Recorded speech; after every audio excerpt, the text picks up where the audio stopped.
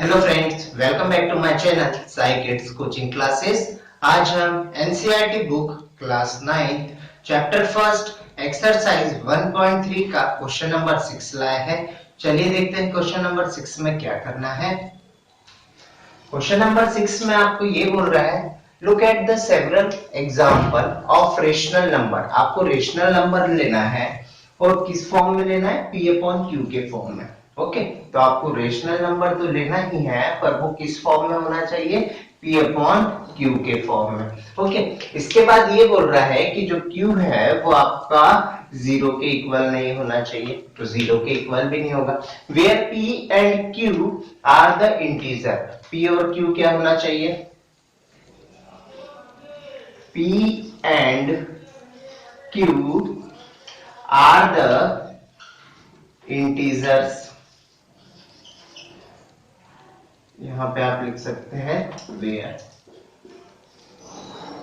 where p q are integers। Okay, और with no common factor. अब यहां आपको समझना है कि कॉमन फैक्टर क्या होता है। पहले तो कॉमन फैक्टर ये होता है, अगर मैंने 4 अपॉन 6 ले लिया, अगर मैं इसके फैक्टर बनाऊं तो क्या होंगे 2 इंटू 2, और 6 का फैक्टर क्या होगा 2 इंटू 3, और यहाँ पे 1 भी होगा कॉमन फैक्टर।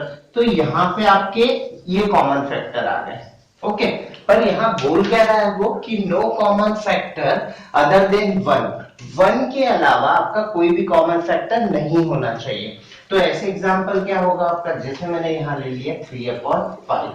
3/5 में क्या होता है कॉमन, 3 और 1 के टेबल में और 5 और 1 के टेबल में, बस यही तो होगा।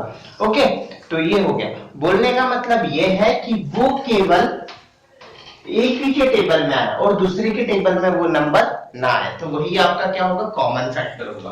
ओके, चलिए देखते हैं और आगे क्या बोल रहा है।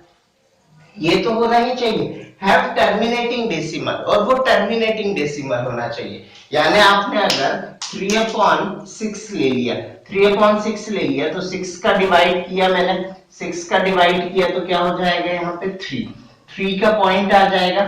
ओके, तो यहाँ पे पॉइंट लिया, 6 5 30, तो ये आपका क्या हुआ, टर्मिनेटिंग फॉर्म।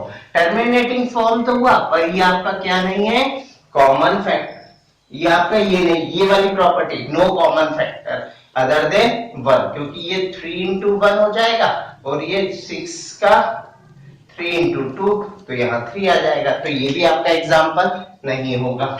अब दूसरी बात, अगर मैंने यहाँ पे 1/3 ले लिया, क्या ले लिया 1/3, 1/3 ले लिया, तो यहाँ पे इसका ये वाली अपनी तो प्रॉपर्टी यूज हो रही है, पर यहाँ पे क्या होगा कि यहाँ अगर आप 3 से 1 का डिवाइड करेंगे, पॉइंट लगाया तो यहाँ 0 3 9 1 बचा, फिर 0 3, तो ये आपका नॉन टर्मिनेटिंग टर्म हो गई। कौन सी टर्मिनेटिंग हो गई, नॉन टर्मिनेटिंग। तो ये वाला भी एग्जांपल नहीं। तो इतनी चीजें आपको इस क्वेश्चन में याद रख के फिर उसका एग्जांपल लेना है।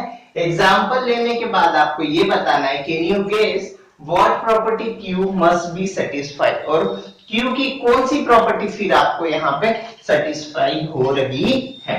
चलिए, तो ऐसे कुछ एग्जांपल लेते हैं जो कॉमन फैक्टर अदर देन 1 हो और जिसका टर्मिनेटिंग डेसिमल हो।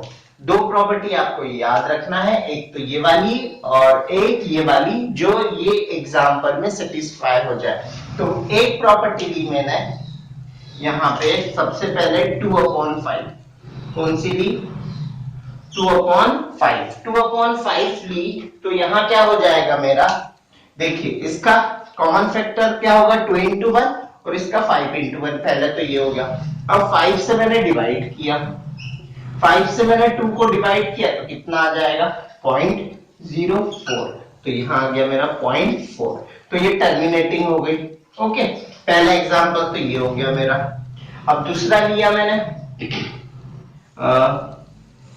3/2, 3/2 लिया तो ये भी वही होगा, 2 से डिवाइड किया 3 का, तो 1 आया, कितना आया मेरा 1। ओके, तो यहाँ 1 आया। उसके बाद यहाँ पॉइंट लगाया तो यहाँ कितना आ जाएगा 10। देखिए ये डेसिमल के ही नहीं आ गया, तो ये भी क्या होगी मेरी टर्मिनेटिंग। ओके, तो ये कुछ एग्जाम्पल है। उसके बाद मैं क्या ले सकता हूं, एक और एग्जाम्पल लेके बता देता हूं मैं आपको। 4 3/4 क्या ले लिया मैंने, 3/4। चलिए इसको करके देखते हैं। 4 आ जाएगा, 3 आ जाएगा, नहीं जाएगा 0, 28 2, तो यहां जाएगा 0, तो यहां जाएगा 0.7।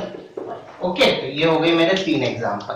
तो आपको एक चीज देखने को मिल रही है कि जहां पे आपका अगर डिनोमिनेटर 5 हो, 2 हो, या 2 की पावर 2 हो, या 5 की पावर, तो वो क्या होता है, आपका टर्मिनेटिंग टर्म होता है। क्या होता है, टर्मिनेटिंग टर्म। तो आप कैसे नाम लिख सकते हैं,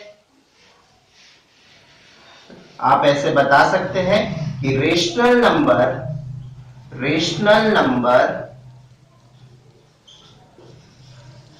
आर terminating when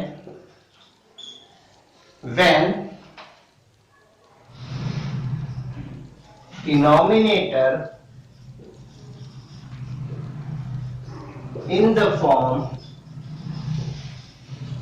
of, जब आपका डिनोमिनेटर किस फॉर्म में हो, 2 and power of 2, 5 and power of 5, और एक और फॉर्म हो सकता है 2 की पावर m इंटू 5 की पावर n।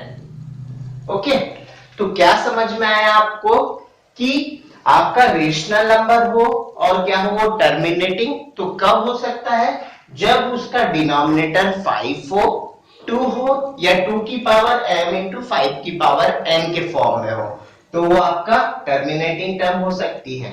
क्या हो सकती है, टर्मिनेटिंग टर्म्स। ओके, तो आपको अगर ये क्वेश्चन समझ में आया हो तो प्लीज इसे लाइक करिए, शेयर करिए और मेरे चैनल को सब्सक्राइब करिए। Thank you for watching.